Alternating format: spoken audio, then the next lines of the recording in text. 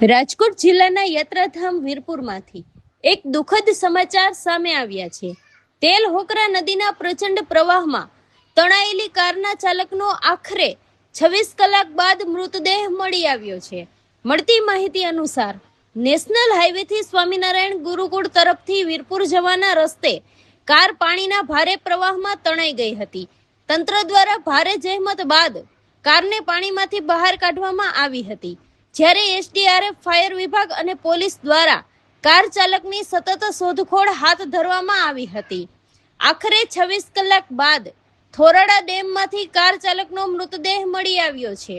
મૃતદેહને પોસ્ટમોર્ટમ માટે ખસેડવામાં આવ્યો છે। મૃતકની ઓળખ ગોંડલના 70 વર્ષીય ભીખુભાઈ ધનજીભાઈ ડોબરિયા તરીકે થઈ છે। આ ઘટનાએ સમગ્ર વિસ્તારમાં શોકની લાગણી ફેલાવી છે।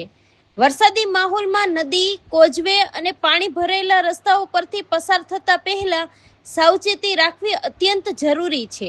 આવા જ તાજા અને વિશ્વસનીય સમાચાર માટે ધ જેતપુર કાઠી ન્યૂઝ સાથે જોડાયેલા રહો।